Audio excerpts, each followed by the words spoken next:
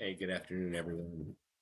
Today we're going to talk about Chapter 3 on patrol methods and menaces. And so we're going to be talking primarily about the police function of police patrols in the community. So let's jump into it.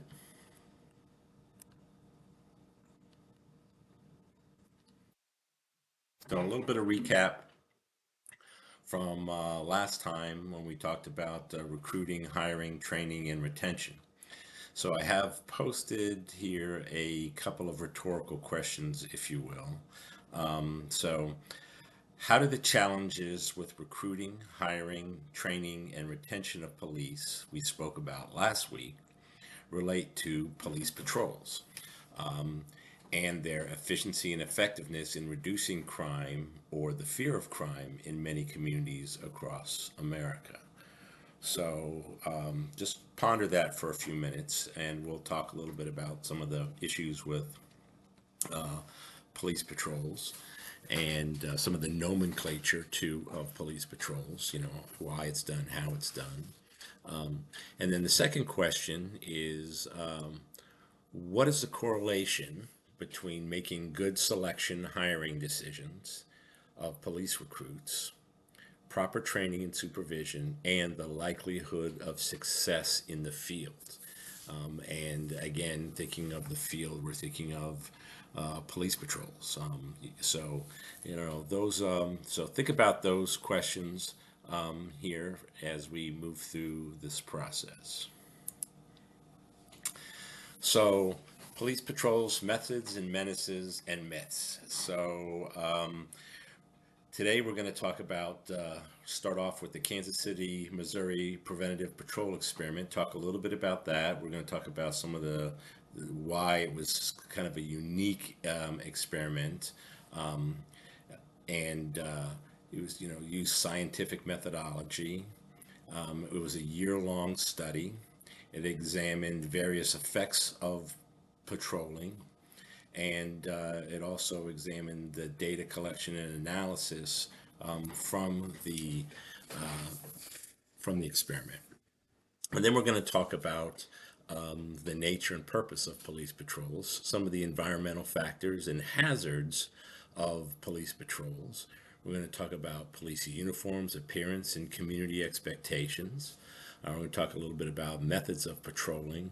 And then ultimately, we're going to talk about the use of discretion and authority. So, police discretion and police authority. So, that's where we're headed to this afternoon. So let's first take a look at the Kansas City Preventative Police Experiment. So this was, like I said, one of the first studies that used what we call scientific methods or scientific methodology. Study of patrol efficiency. It had control groups and experimental groups. It had dependent and independent variables, and it subscribed to the scientific method of test and retest. And it looked at three levels of patrol in this study. And there was the first level was no routine patrol, none at all. So it broke the city into beat areas. And beat area number one had no routine patrols. The next area had increased patrols or proactive patrols. And then the third area looked at usual levels of service, or what we would call routine patrols, what they had been doing previously and what the community was used to seeing. So this study occurred in Kansas City, Missouri, in their police department, conducted the experiment from October 1st, 1972 through September 30th, 1973. And it was designed to measure the impact of routine patrols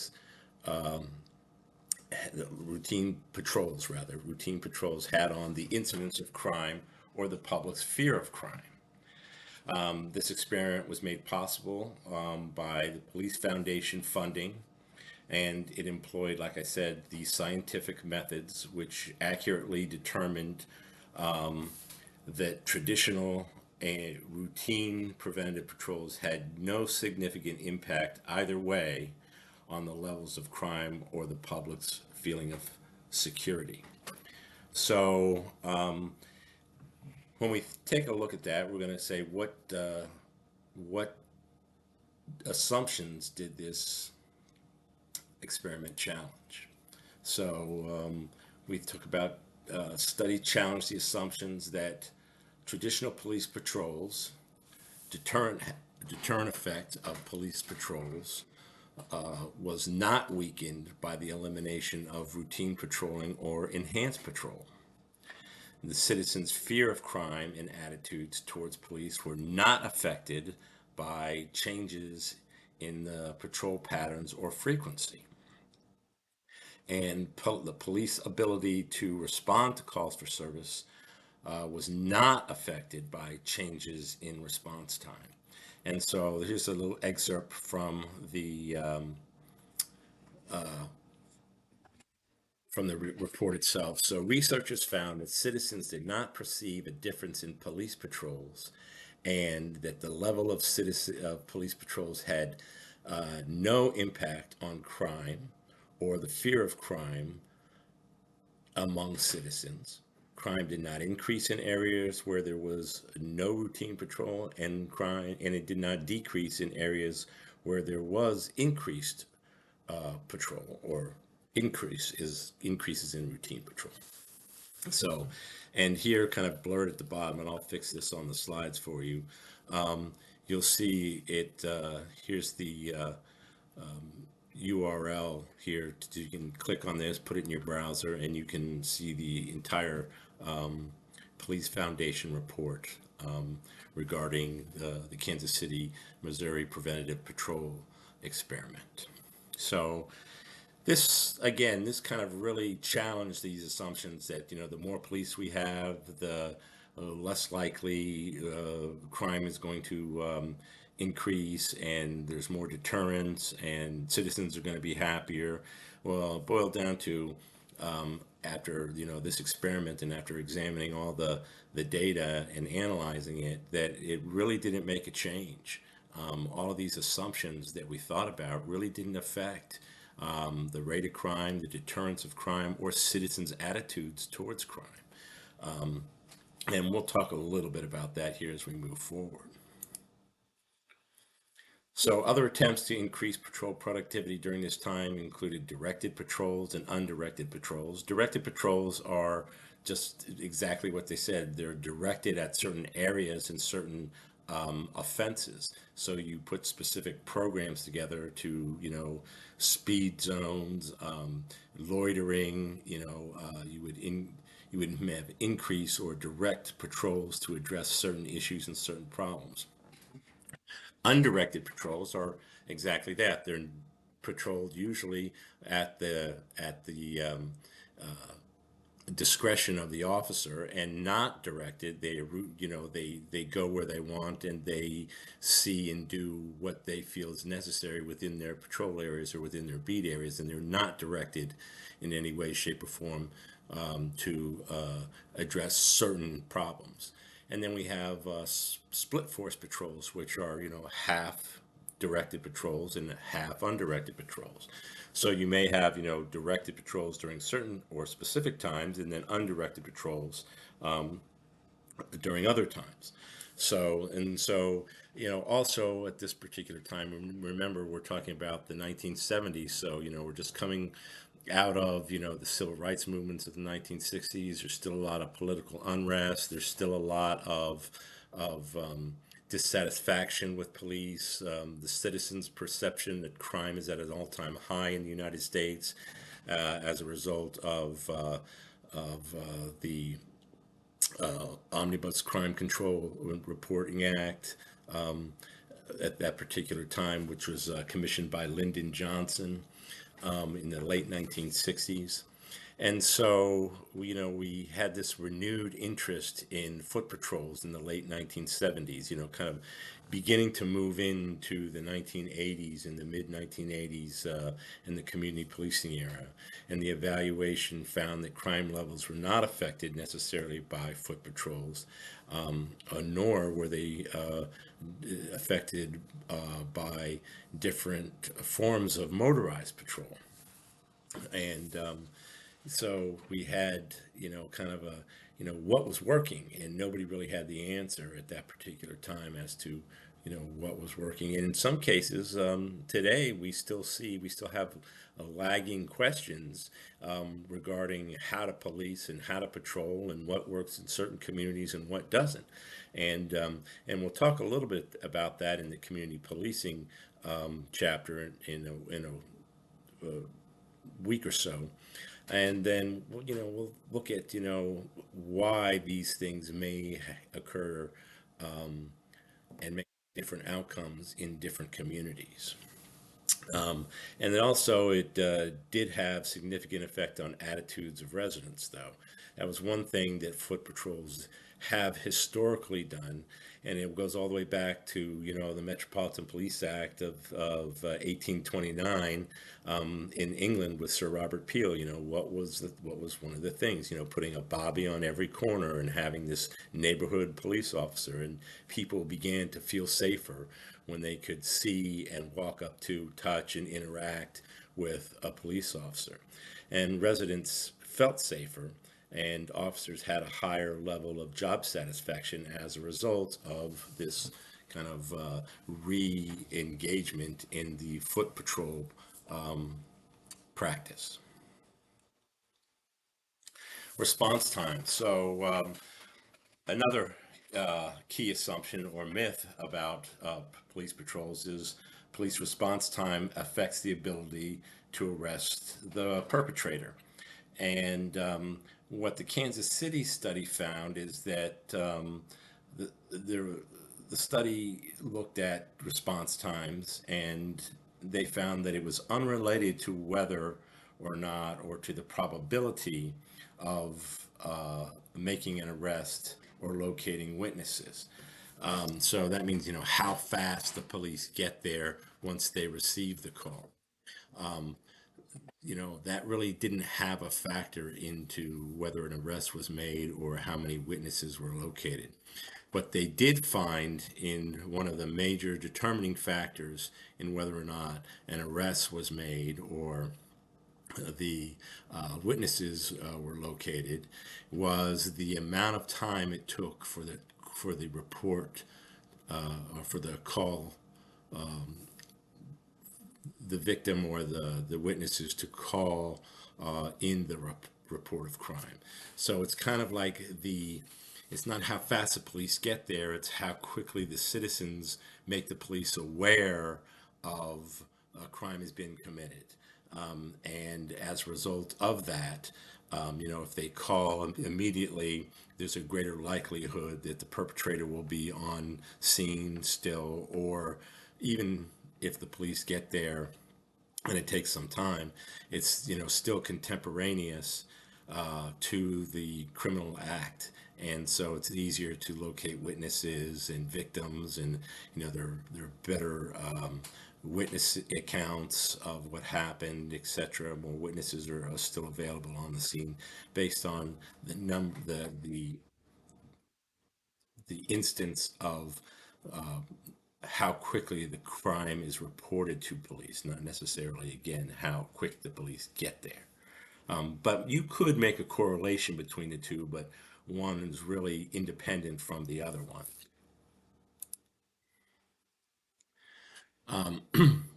One versus two officer patrols. Again, the assumption that two officers are better than one. And two officer patrols, according to the study and according to the data, are not more effective than one officer patrol cars in reducing crime or catching criminals. And, you know, it also looked at injuries to police officers are not more likely in one officer cars than in two officer cars. And we can, you know, wonder why that is, in the sense that, two officer patrol cars, it might be harder for those officers to be more vigilant because they're interacting with one another. They're taking their eyes off the road, so to speak, and off the community, and talking with one another and having discussions, and not concentrating on what they're doing as an independently when they're in a one car.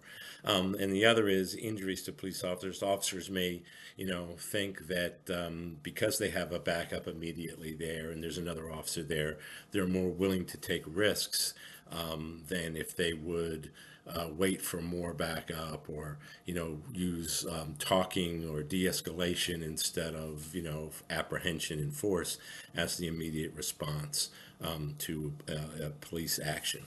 And so we can assume that, but that's not necessarily the case.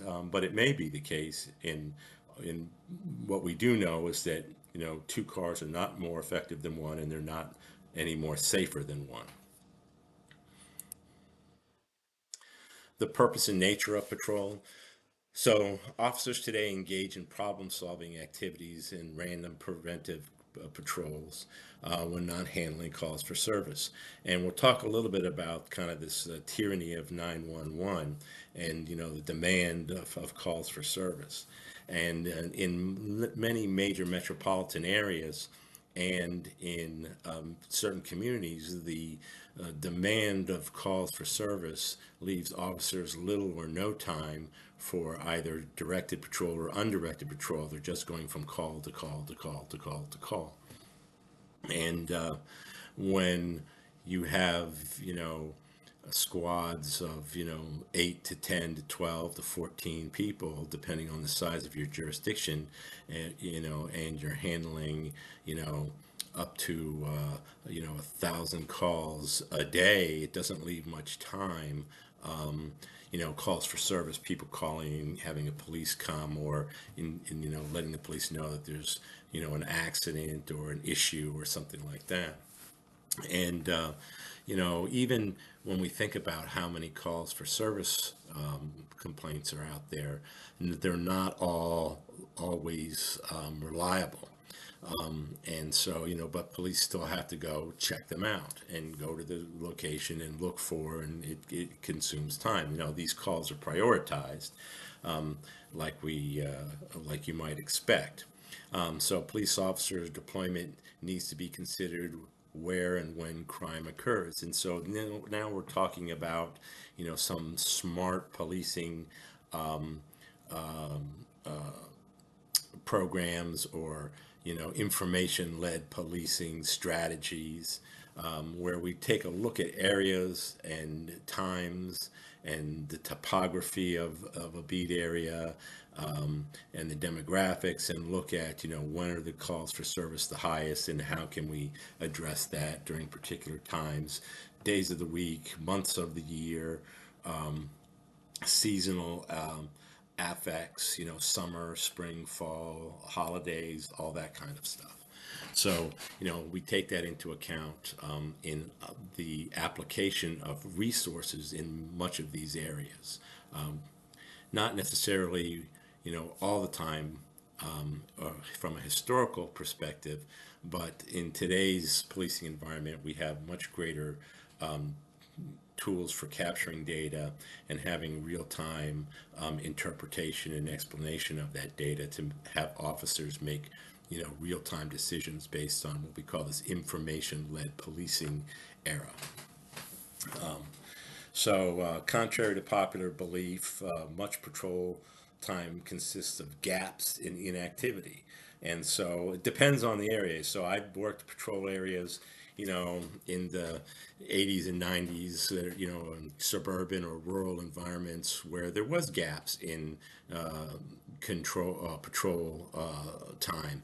And, you were expected to either, if you had directed patrol activities, you were to get on them. If you had undirected patrol activities, you were to, try to use your time wisely and solve problems.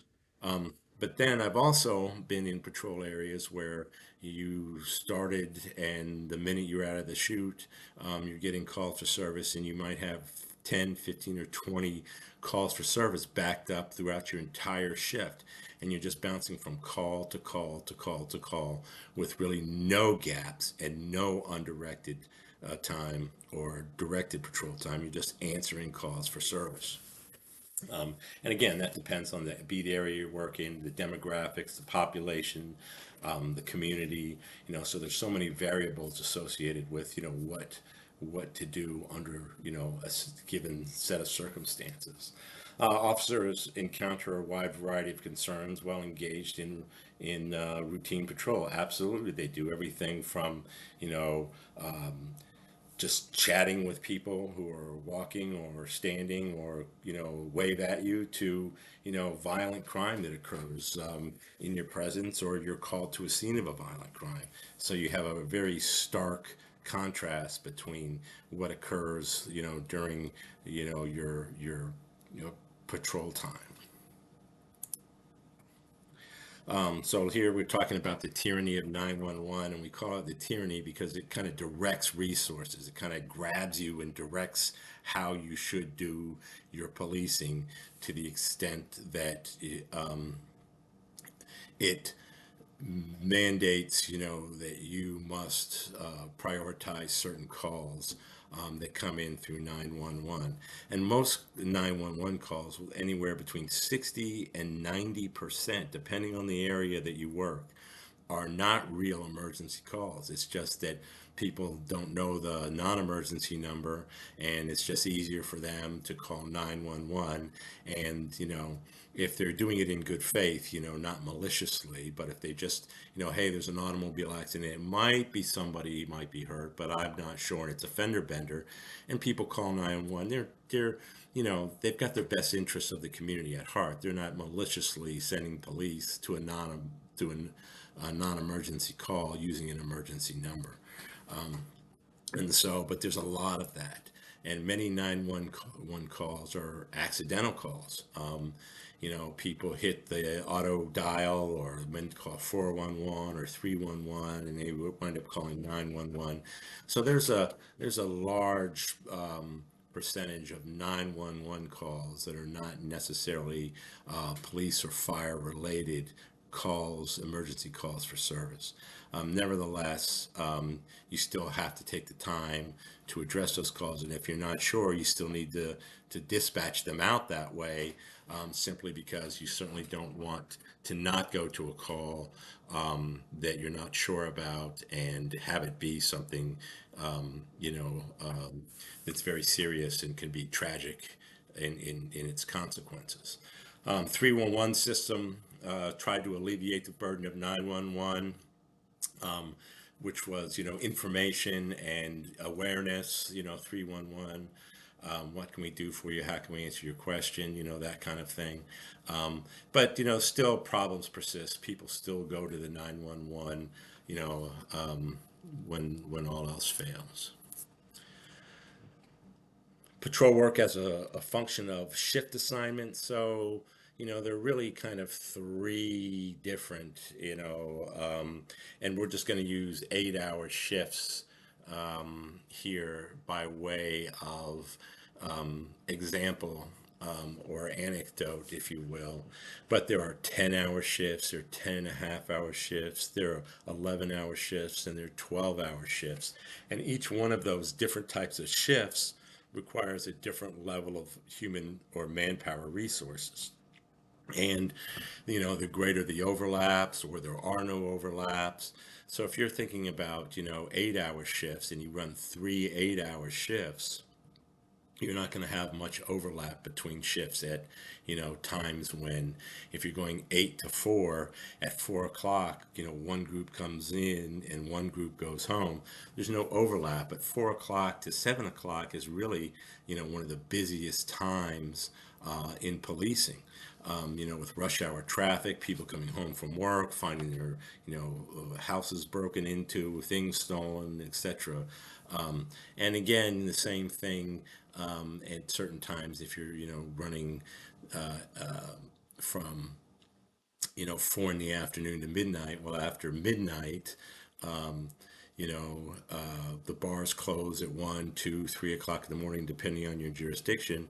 They can be extremely busy, with intoxicated people, bar fights, street traffic, accidents, violent crime, and you don't have an overlap. So, and it takes a lot of manpower to work those three different shifts and keep them rotating steadily, right? Because you need, at a minimum, 8 squads of people. You have to have at least one squad off while one squad's on, and then you have to have a relief factor built in for training and leave and all the court and all those other things. So it takes a lot of resources to put together, these shifts. And depending on the shift, so we'll just kind of talk in general terms. There's a whole, this we could teach a whole, just one class, probably 40 hours worth a semester on allocation and utilization of resources for optimization of police patrols. And when we talk about like advanced police training, I mean, that's one of the things that we talk about. I mean, there's a whole school that just look about the optimization of police resources, and what have we learned over the years, and how do we maximize resources for the benefit of the community. So we look about, 8 in the morning to 4 in the afternoon. That's the day shift. Greatest contact with citizens. Most errands or what we call enforcement type police duties occur.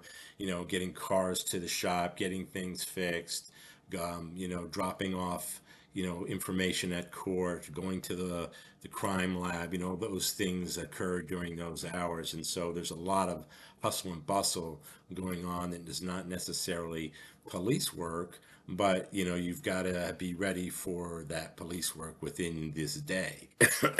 So you'll see how some of these things can really begin to drain manpower, especially if you have to go out of service for a particular time for something.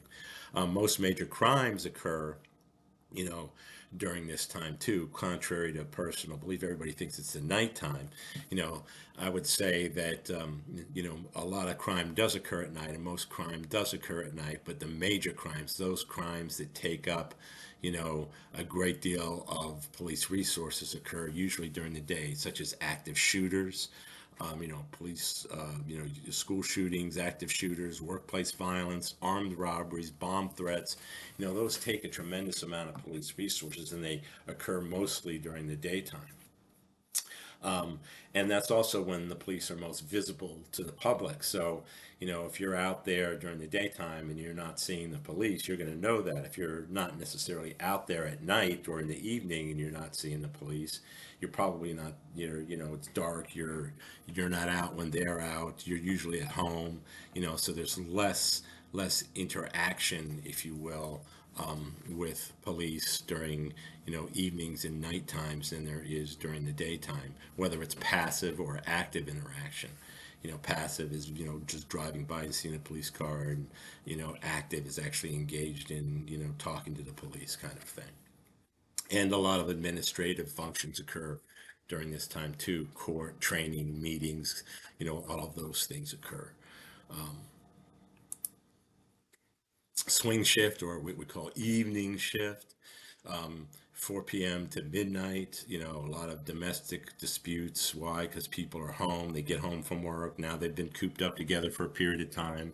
And, domestic issues start and they kind of go until the wee hours of the morning, depending on, the demographics of a community, the level of affluence in the community, there's a lot of determining factors associated with domestic violence and the propensity for domestic violence in certain communities, alcohol consumption, those kinds of things.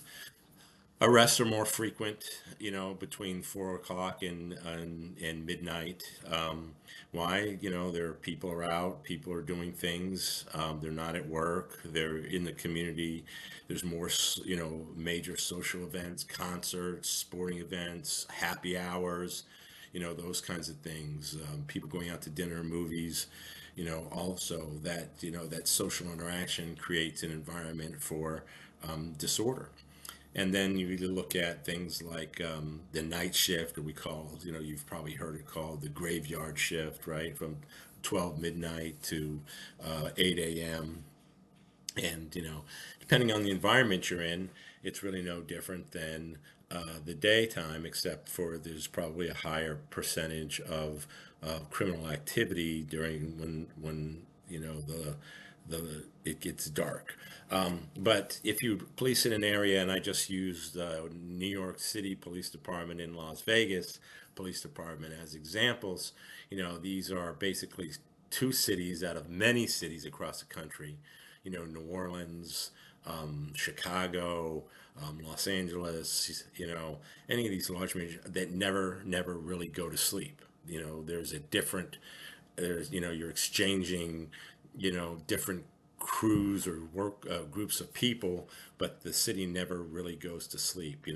There's always people out, there's always people on the street, there's always commerce, there's always entertainment, and you find that in these large major metropolitan areas. And so, you don't have, it's not really a downtime, it's just the kind of the effect of working at night and dealing with different group of people than perhaps working during the daytime. But the levels and calls for service are as high or higher depending on where you are. And these areas also are, patrolled by usually younger, more experienced, less experienced officers, with lower seniority. They're working at night, and so you're not getting the benefit of all of those years of experience, out there as well. While at the same time, these officers are uh, more likely to take risk in those types of things. So you have kind of a different dynamic, both internal in the policing environment and external in the community, at play during the evening and nighttime hours.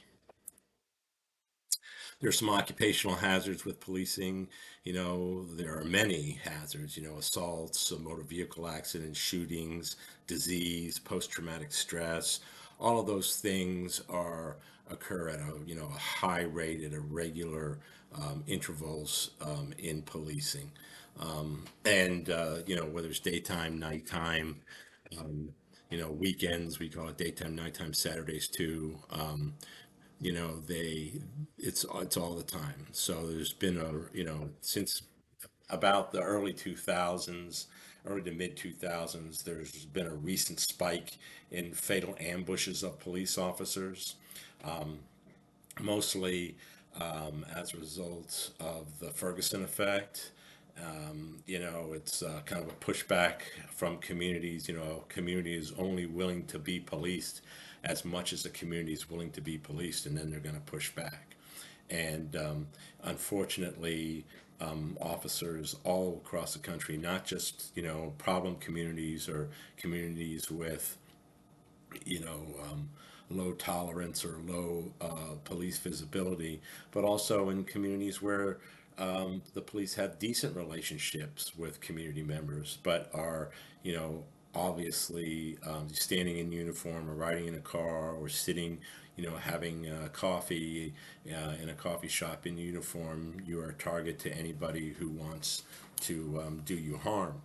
And contrary to popular belief, another challenge of assumptions is slain police officers are generally not the youngest police officers, generally not new police officers. It does happen, but looking at years and years and years of fatal officer encounter data, and the FBI, they study this program. They study police involved fatalities, and they've come up with a profile. They're really good at collecting the data, looking at the parameters and the circumstances, and coming up with profiles of what we call the most killed during potentially perilous situations. and they're not young officers. According to the FBI, the most likely profile of an officer to be killed from a felonious act or to be killed feloniously in the line of duty is a male officer, usually white, but not all the time, but between the ages of 35 and 45, with 13 years of law enforcement experience, and most of the time they're murdered with a firearm and predominantly handguns. But firearms by far are the most used weapon for police fatalities. And then the other category is motor vehicle accidents. A tremendous amount of police officers die in motor vehicle accidents, and it's not always as a result of police pursuits and high speed.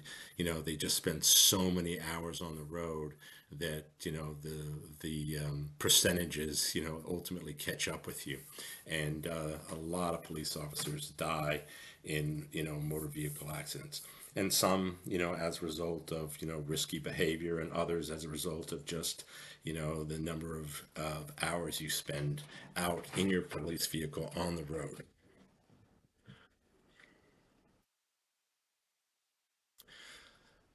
Some more occupational hazards of policing: an act of motivated in whole or part by the offender's desire to commit suicide results in what we call a justifiable homicide by law enforcement officers.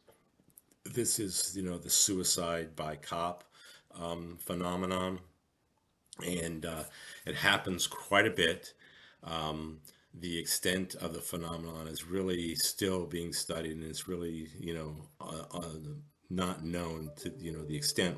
And the reason is because most of the time the offender is killed by police. And we didn't know at that particular time, unless they specifically left a suicide note indicating that they wanted the police to kill them, or told somebody that they wanted the police to kill them. We don't know that because the offender is dead. And so we can only make assumptions based on kind of a forensic recreation of, the psychological profile of that particular person who the police kill. And, you know, it is kind of a phenomenon, and it's always out there, it's always lingering, especially in communities with high volumes of mental health crises. So, the immediate removal of a criminal process and transference of people to a mental health arena is, a good thing, but sometimes it also leads to kind of people falling through the cracks and not necessarily getting the mental health that they need. And it's all about funding. We talk about putting more resources into community mental health and community services boards around the country, but it's expensive, and it's always lagging behind. So even when we transfer these people from the criminal process to the mental health process, we're not sure that they're ultimately following through or getting the help that they need. There's not a real robust tracking process yet.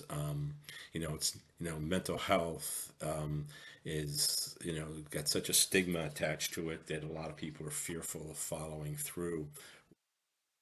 Different than kind of the physiological health issue where you're sick, you go to a hospital, you have a disease or you have a ailment, and we have a very, very robust tracking system through the Center for Disease Control. We know exactly how many people got sick from food poisoning, in certain areas that are end up at the emergency room. And, that's monitored really, really well by, the Center for Disease Control. And that's how we know, when pandemics are beginning, or when we see, signs and symptoms and test results from sick people going into emergency rooms. We can kind of isolate those regions and know that there's a problem, and then respond appropriately. We don't necessarily have those same attributes in our mental health system yet.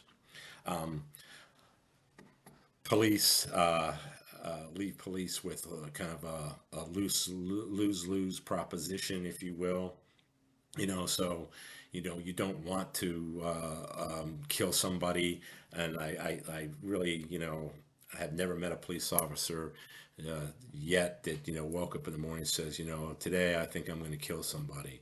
That's the last resort, and a lot of police officers die as a result of not being proactive enough in their own personal safety, and especially at the hands of mentally ill people with firearms. It's and it's a lifelong effect of armed encounters, of on police, also erodes the mental health of the police officer. There's only so many. It's what we call, we talk about PTSD, and we'll talk a little bit about what PTSD is. We'll talk about acute PTSD, and we'll talk about chronic PTSD at another time in the semester. But again, it's the sheer numbers, the chronic buildup, or the buildup of the chronic exposure to very stressful, life-threatening situations over a period of time can lead police officers, first responders, firefighters, EMS to what they call chronic PTSD. Um, so, it's a concern as well. Let's talk about other aspects of police patrol. So the uniform, the uniform is an important visual representation of the police and its profession. And it's also recently stirred some controversy. With what we call the militarization of police. Why do police look the way they do? They're becoming looking more like soldiers in an occupying force than they do kind of traditional police uniforms. And we see it every day. We see it with started with going to darker uniforms, or green or khaki, based on where you're working, what part of the country. And we see that kind of blue and black is a northeast kind of thing, or a northwest kind of uniform. And then we see greens and browns in the southeast and the southwest with sheriff's agencies. And so you can kind of get some general, what we call regional expectations of how police should look across the United States. Um, but it's really about what your community is used to seeing, and that's the way you need to be dressed. It's really um,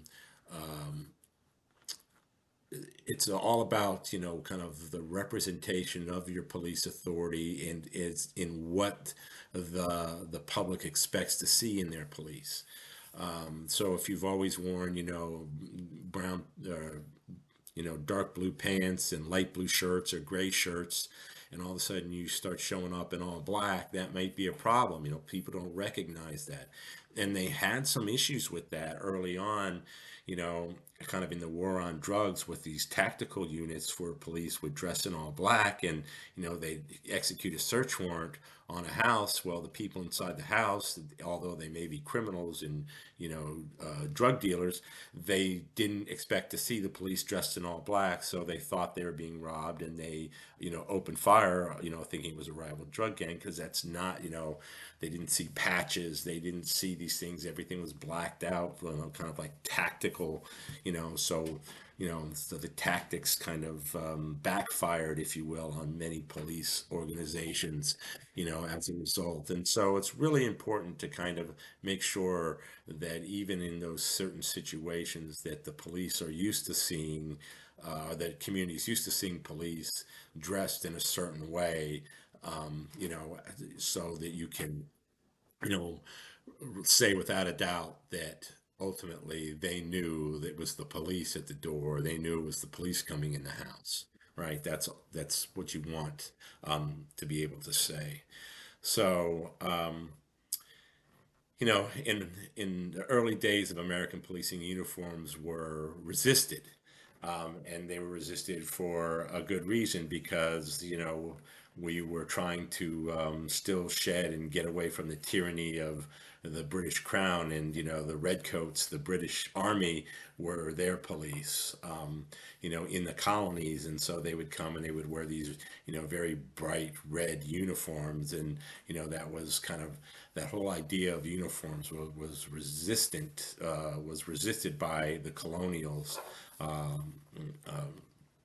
at the colonies at that particular time, and they were more like everyday clothes, and so we have kind of these legacies of policing. Even today we're challenged by some of these police legacies and what we call regional or colloquialisms in how policing should be performed. And so modern agencies often have several types of uniforms, and they alternate depending on the assignment, and summer, winter uniforms, highway uniforms, school uniforms, those kinds of things, softer depending on what we're doing, more, less offensive, all those kinds of things. So there's a court case that came up in 1976. It was Kelly v. Johnson. So the U.S. Supreme Court held that the police, the government, i.e., the police agency, have a legitimate interest in regulating the appearance of their officers, right? And so as a result, everybody should be in the same uniform, everybody should be recognizable, and so the police can regulate that. It's not an issue of, freedom of expression and those kinds of things. It's really, and we've had some challenges to that from, religious perspectives, and the courts have still upheld this court ruling of Kelly v. Johnson that, that you can have your religious freedoms, but if it infringes on the community's ability to recognize you as a legitimate policing authority, that doesn't work. So police administrators, can dictate how uniforms are to be worn, what types of uniforms are to be worn, and other aspects of personal appearance, length of hair, tattoos, all those kinds of things, which are really kind of, we talked about a couple of weeks ago, or last week rather, about recruiting and hiring, and we went through a time period where we had people who are great, well qualified applicants, but they had tattoos all over, and the department had a tattoo policy that said that you weren't allowed to have X amount of tattoos showing at any particular time. And so we have to change with the times. There's a lot of people, a whole demographic of people out there that are, of that age of, becoming the police or wanting to become the police, that we have to make accommodations for because of what we call skin art or tattoos. It shouldn't be offensive and things like that, but at the same time, it's kind of the public has to, the public expectations are also there for police and how they should be dressed and how they should appear to the community. So here are some examples I just kind of grabbed here to throw out to you all about what's reasonable in terms of uniforms. So this is a Metropolitan Police Department, and this is their bike uniform. So this is their bike team, and you see that these officers are riding bikes in communities, and they do an awful lot of that in DC because it's really easy to get around, and it's quiet and it's efficient.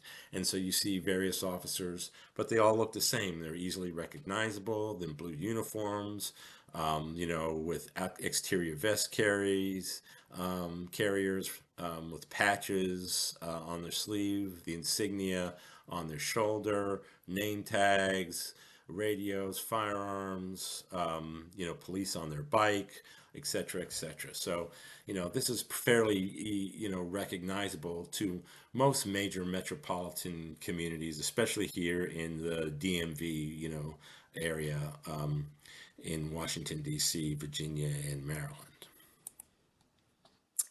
Here's another type of uniform.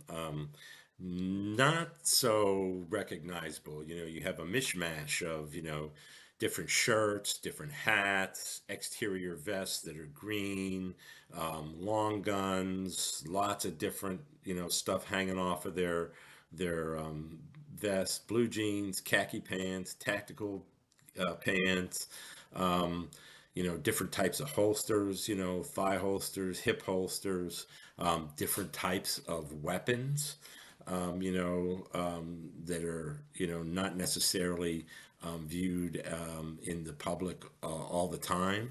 And so even the hats, we have a Boston Red Sox hat, we have a Carhartt hat, we've got, something else over here. I can't read that patch.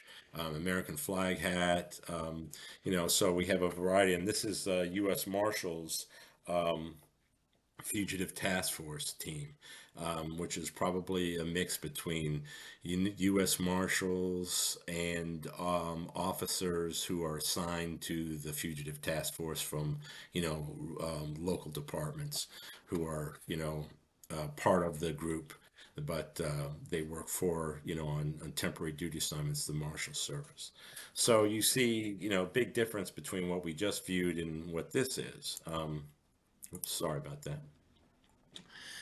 Here are some more pictures. I think this is Ohio, community in Ohio. So you see how, these people, these officers here have a different look to them, so you're talking about the East. This is definitely Rhode Island down here in the lower right-hand portion of the screen. It's Rhode Island State Police. So there's a lot of tradition, with the brown boots and the leather jackets and the exterior gun belt. And then over here, a little bit more subdued, a little bit more lightheartedness, if you will, would be the Washington State Highway Patrol, which is, the state of Washington, on the West Coast, the Northwest Coast. And then above here in the fuchsia, black, and very, streamlined and tactical in the sense, is police from the Netherlands. And so I compared and contrast what you might see here in the United States by region to also what you might observe in, in Europe. And so that's very different, a very different look in the Netherlands than you would find here in the United States. Although still the police, you still some similarities, gear, holsters, I'm not so sure about the uniform colors, but it's certainly visible, right? Not much different than, the fuchsia here and the blue here in terms of being visible to the community and recognizable. So the psychological aspect of the police uniform, should convey, power and authority, as we saw in some of those examples, stereotypes, a person's attitude towards, and their motivations. Um, we think about, what it is we're trying to accomplish just by way of appearance. We show up on the scene, we look professional, we people take you seriously, right? You act professional, people take you seriously. You know, so there's a lot to be said about how people appear. Your initial in interacting with the police is, how they look and who they are. um, Identifies officers as a person with, legitimate power to arrest, use force, establish order. Again, they're easily recognizable as the police within the community. Create comfort, conform, sorry, create conformity by suppressing individuality. So that's internal with the agency. So yeah, so everybody looks the same. So you create this conformity within the organization, and so everybody looks the same and is, seen as the same in the eyes of the community. And research into impacts of police uniforms. So police uniforms induce a feeling of safety, traditional uniforms, but they can also, non-traditional uniforms can also induce a feeling of fear and insecurity. Um, you know, a uniform officer is seen as more competent and reliable and intelligent and more helpful than somebody who may be non-uniform. Examples, the first two examples, the MPD officers, they looked very friendly, competent, professional. All the mismatch of the fugitive task force people. They not that they were more that they were unprofessional, but they just didn't have that same appearance. I had one student talk to me about that. He says, "Oh, shoot, well, that's those MPD officers. They look like friendly. You could probably get away with more. Those guys carrying the long guns and dressed like, with, you know, uh, military." Insignia kind of indicia, they looked more serious. I'd be much more afraid of them. So you do have, different perspectives from different people as to what they expect.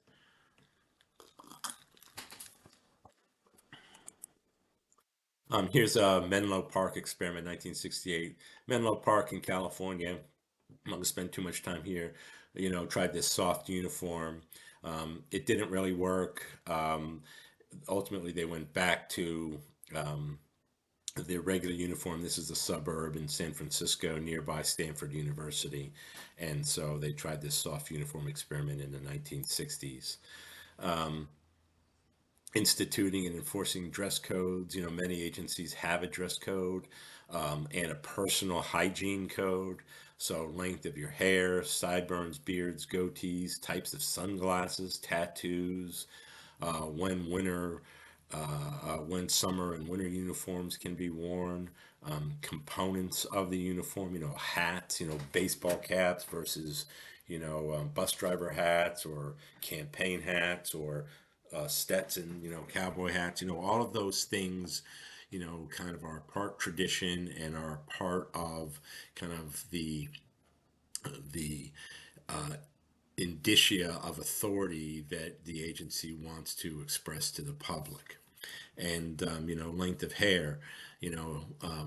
Somebody with my hair, I keep my hair short, not necessarily because I'm the police or was the police. I think it feels better to me personally. I have friends who have, who are the police that have, ponytails now and beards. And I tried the beard thing for a while and I just get too itchy and that kind of stuff. But there got people out there who have always worn beards and goatees. Sunglasses are a big deal in policing. If you have these mirror sunglasses, they're very intimidating. It looks like you can't see the officer's eyes. It's very again, unprofessional. You making eye contact with people that you're engaging with is really, really important to both, the public and the officer. I don't like looking at people with sunglasses if I'm talking to them, so I always put mine on. Used to put mine on the top of the head, hoping they would follow suit. Just so I could watch them and their expressions in their eyes and see where they were, coming from, so to speak, their body language. And, you can tell a lot about a person by the way that they look at you and, what their eyes are doing in terms of, indicators of assault or, indicators of mental health situations. And so, again, tattoos, we talked a little bit about that. And, it's becoming more and more socially acceptable in many different circles, to have tattoos or body art.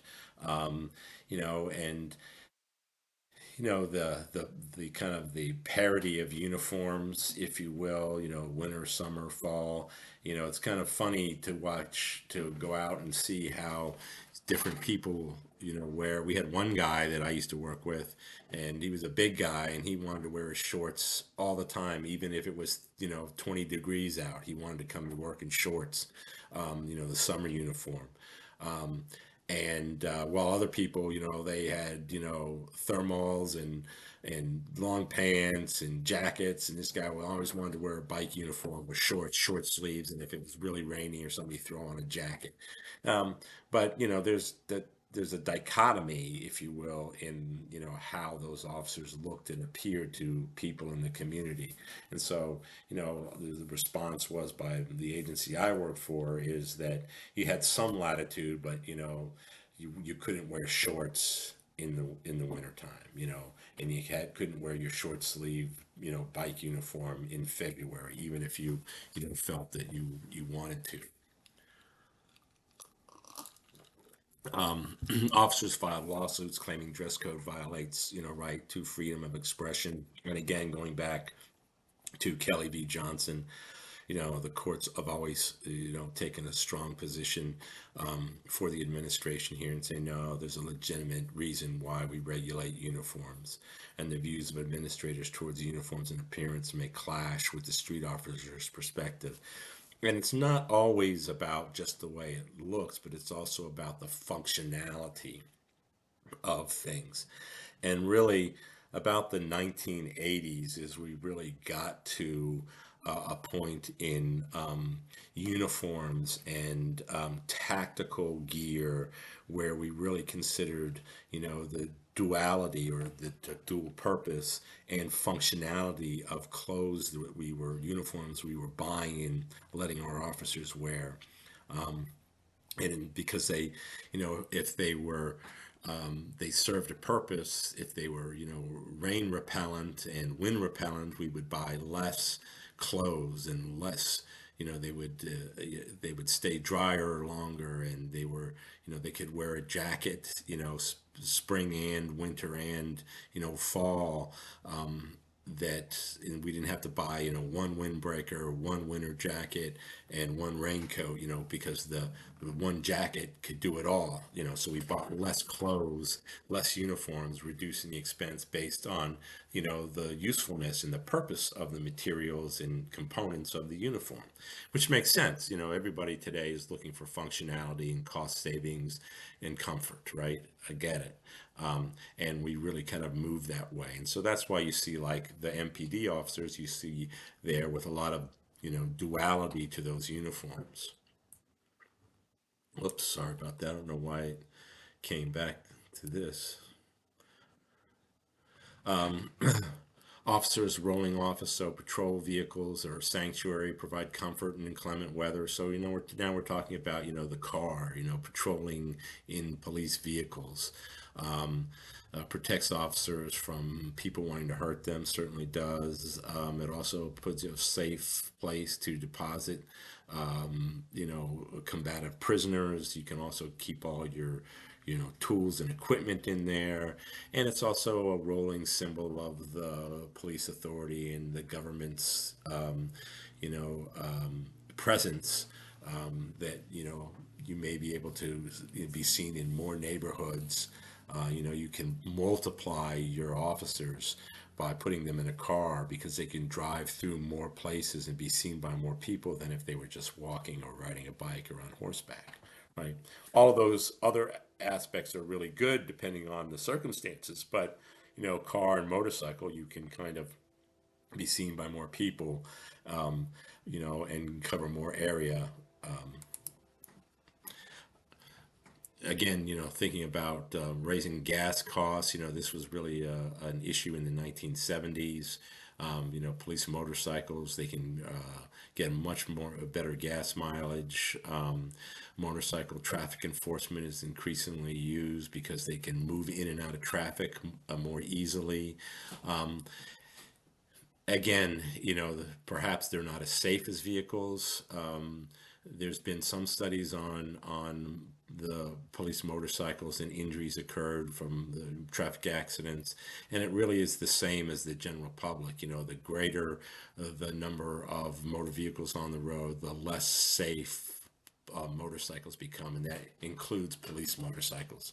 People don't see motorcycles in general on the highway, and they certainly don't necessarily see police motorcycles in general. Even with the lights on, when you're zipping in and out of traffic and things like that, it's, bound to happen, that you're going to get clipped at some point in time on a motorcycle, whether it's a police bike or not. um, Benefits of bicycle patrol, certainly in certain parks and neighborhoods, there is a great benefit to being on a bike, both from a tactical perspective and from an efficiency perspective. And, I always thought that, being on bike patrol, paying me 10 hours a day to work out, that was a great thing. I rode the bike, and some people just like to have it on the back of their car and drive around with it, while others really take it to heart and really get out there and you do what you're supposed to do, with police, mountain bike patrol kind of thing. Patrol using battery powered segways and things like that. Paddleboards, I've only seen it once, but they're not used that often. But they're also used around harbors and things like that, kind of floating in and out of marinas and things like that. But segways, you see them used at the airports and in malls all the time. They're a way for officers to, get to a place quickly, being able to save their legs because, they're on their feet all the time and they're walking. And, that takes a toll on you, especially, a 8, 10, 12-hour shift where you're just constantly walking. And it's not so much that you're walking, that's one thing, but you're walking on these concrete and tile floors, which should do really wonders for your back, right?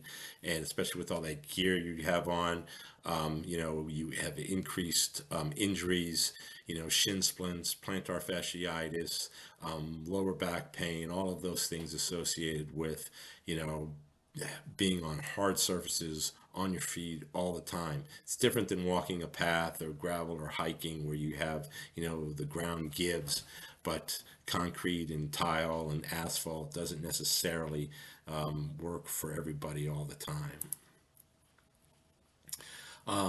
Attempts to define police discretion. So, being a one huge part of policing is the use of police discretion and the use of police authority and how those two interact with one another. And so when police observe something suspicious or illegal, they must make two important decisions. And discretion is whether to intervene, that's the first one, and then how or how much to intervene. How by way of what am I going to do, and then how much should I do. So, those are the two decisions you need to make: whether you're going to intervene at all, whether you think it's your job or not, or it's a responsibility of government, or whether your police responsibility, or how you're going to intervene, or how much you're going to intervene in that particular set of circumstances. And so, when you have two or more courses of action available to you and you have to choose one, that's the use of police discretion. It has everything to do, with the way you just stop somebody to talk to them, or you have a friendly conversation with somebody, a consensual encounter, or whether you're using deadly force. It's still a use of discretion, and it's individual. The individual officer has the ability and has the autonomy to apply discretion as they see fit in most cases. Now you still have to do your job and you can't ignore the law, but you also can do things differently, like how or how much, right? Based on your comfort level and discretion. So criminal law has two sides. It has the formality, right, and the reality. And so the formality is found in the statute, and the cases and the opinions of the appellate courts. Well, the reality is also found in the practice of the enforcement itself and how it's perceived in the community. So, those are the two sides, and that weighs into discretion also, how the police use their discretion to engage with the public. Discretionary use of authority, myths and truths of full enforcement. So the police do not have the resources or the desire to enforce all the laws. There's a lot of stuff the police just let go. You have to. You can't get involved in everything all the time. You could stop every car for speeding. You could arrest everybody for drunken public. You could all the time. You could be in the jail you know all night long and never do anything else. But you just can't do it. So you kind of have to prioritize based on, the interest of the community and the value of, public safety. Are you more valuable being out on the street, being able to protect people or is, the drunken public really worth tying you up in the jail for an hour and a half while, the other parts of the community are going uncovered, that kind of thing. And so you have to make those decisions about the use of authority and discretion in your everyday the police patrol practices. And the political and legal reasons for denying the use of discretion. There are some out there, like this, the legislatures have written certain codes that take discretion away from police in very small instances. One being domestic violence, the other is driving on revoked or suspended licenses with as a result of alcohol related charges, those kinds of things where or speeding, more than, 100 miles an hour, that those are mandatory arrests by the legislature, those kinds of things, right? Because it's a greater public safety issue than they wanted to trust with the every officer's, use of discretion. And in some cases it's warranted, in others it's a little bit of a reach. But certainly, you use those, you use police discretion every minute of every day while policing. Many factors influence the officer's discretion to take stern approach to or to be lenient, right? The law, what does the law say? What are the elements of the crime? Is it something that's serious or is it something that's not so serious? Is it a problem to the community? Is it important to the community? Really, community expectations, the seriousness of the offense. You really have to kind of consider that the officer's attitude, the citizen's attitude, the officer's knowledge, the officer's confidence in their ability to, articulate, why they made an arrest like this, their experience level and their communication skills. All of these things, and, the officer and the community should allow the officer to take all of these into account when making a decision about the use of discretion, in official police action. And a lot of times, the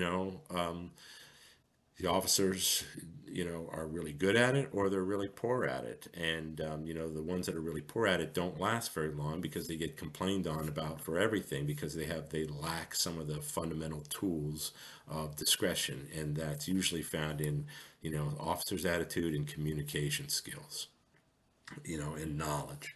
So those IPCs right there, communication skills, knowledge, and attitudes. And, again, they don't last very long. So pros and cons of politics of discretion and discretionary authority.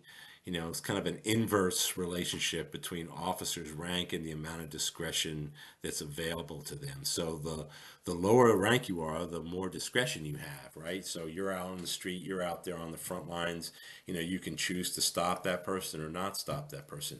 You start to move up the ranks into, policy managers, executive level. You're writing policy, so you write policy, to kind of both limit the accountability or make the officers more accountable and limit discretion and when you feel it should be limited. So you know the higher you go, the less discretion you have over your job and your role and your mandate in policing. And the lower you are, the more discretion you have, which is probably the way it should be. So, because you didn't want officers out there just simply not having the ability to make discretion based on somebody who wrote a particular, policy or procedure that doesn't apply under these circumstances. Officers can treat different situations based on humanitarian and practical goals, and that's really, kind of it in a nutshell. And they got to temper justice tempered with mercy. What's the best interest of the community, the person, the family, all of those things, and not everybody needs a ticket. Not everybody needs to go to jail. And not everybody, even if they commit a crime, there are always reasons, why people do things. I'm not saying that, if it's a serious crime, you let people go, but, you look at some of these, horrible police killings of unarmed citizens, from George Floyd. Why was he stopped initially? For passing a $20 counterfeit bill. You know how many times I've answered a call for service for a counterfeit bill being passed at a 7-Eleven? You don't know whether that person knew it was, unless they had a pocket full of counterfeit bills, but, a very low level, prosecutors won't even touch that because you can't determine intent. And so, ultimately, George Floyd died from that initial police interaction with a storekeeper calling because he passed a counterfeit $20 bill and bought something in his convenience store. Eric Gardner, selling untaxed cigarettes on the street corner, was put in a chokehold by you know New York City Police Department. He's a big guy and he fought the police, but again, you know, looking at the, selling untaxed cigarettes. Now, there are some that can make arguments about, untaxed cigarettes, that money is going back to organized crime, even supporting in material support to terrorist organizations, through how they get into the country and, how the money gets, traced back, et cetera, et cetera. But at the same time, there's got to be, some discretion used into what we're trying to accomplish here by way of enforcement activity. And a lot of times it's these small incidents that kind of get, you know, um, exasperated, and it doesn't need to happen with the appropriate application of discretion and the use of police authority. Disadvantages of discretion: the spectrum of impartiality. You're not impartial to certain people or groups. When you let people go or let people off, officers can treat different people differently for committing the same offense. That's always a big thing. Why did I get a ticket and why did they get a ticket? And there's it just depends on the circumstances and the officer's use of discretion. Why did this person get arrested and that person not get arrested? It can be considered a breeding ground for corruption because there's no clear lines of or directives, but there shouldn't be because every situation is different. Every person is different. I mean, you can say that yes, it'd be nice to treat all similarly situated defendants in a similar way, and that's what the prosecutors always say. But nobody is ever the same as the next person. There's always minor differences in the totality of the circumstances, which make the use of discretion a very reasonable tool for police and prosecutors in dealing with criminal defendants. um, do not know the consequences of their decisions, and do we we have some knowledge of the consequences of our decisions, and we also there are both intended consequences and there are unintended consequences of decisions we make through the exercise of discretion and the use of police authority, and we never know what those are going to be until we know them. And so, that doesn't necessarily make for good policing. Sometimes you have to take, calculated, educated, information-led risks in dealing with people. Again, you can't lock up everybody all the time for everything. Policing should never be free from discretion. All these things we just talked about. Police officers are largely unsupervised or not supervised. Supervisors can't be everywhere all the time with every officer, and discretion is a key element to being able to do the job and in of policing. And, in terms of recruiting and hiring and training, we talk about discretion, and hopefully you're making good judgments and have a good process, and you're hiring people, that have the ability to critically think and use logic and, good judgment and make decisions about the use of their discretion. The ambiguity of state legislative commands contributes to police discretion. If it doesn't necessarily say that, the officer has the ability to use their discretion. And here, those couple of facts that we talked about earlier, or incidents rather, each statute that seemingly requires full enforcement, and the two that come to mind immediately is domestic violence. Police respond to a scene if there's evidence of an assault and they can identify the primary aggressor. The law says the officer shall make an arrest. Not may make an arrest, but shall. And the same with DUI, revoked or suspended licenses. You shall arrest, if these certain elements are apparent. And so that takes the discretion away from the officer. And and some of that is of our own doing, for especially in domestic violence, for so many years looking the other way, we're not taking it seriously, and then ultimately women have been died at the hands of their significant others, spouses, partners, as a result of the lack of proper enforcement of domestic violence statutes. Provided only enough resources for limited enforcement, and that's again, going back to what we talked about earlier. There's only so much money, there's only so many resources, there's only so many people you can arrest for crimes, and only and put them in jail or write them tickets, or spend time doing that and let everything else go by. And again, consent to such limits of enforcement. You really can't do everything. You have to pick and choose what you're going to do, what's important, and so that's what we're talking about here. um, you know, the related functions associated with patrolling. There's a strong link between patrol functions and traffic control. Police traffic stops account for about 52% of contacts with Americans who let me see if I can say this better.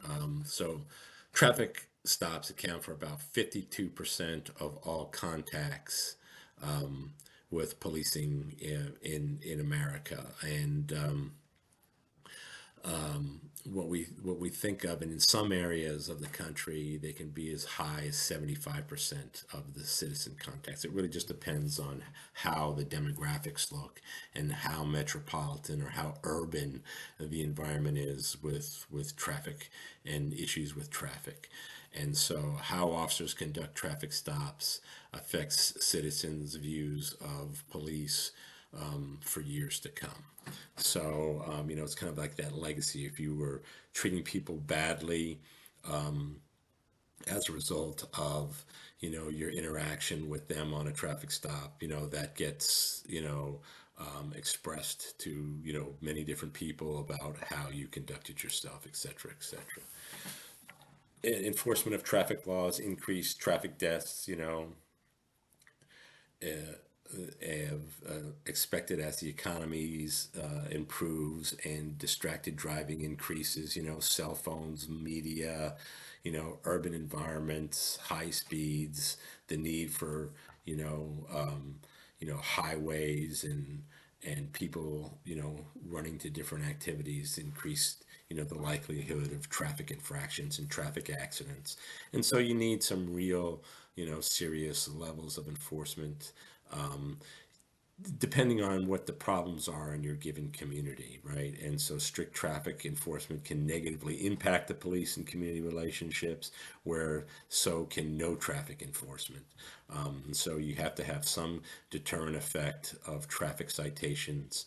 Um, and at the same time, you can also question the deterrent effect of traffic citations. Did it really need to happen?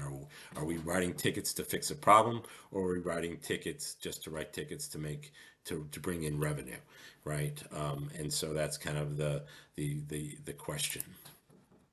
Um, Traffic crash investigation, so traffic accidents versus crash and collision investigation. So officers must understand the process of investigation and, look to cite or identify the party at fault.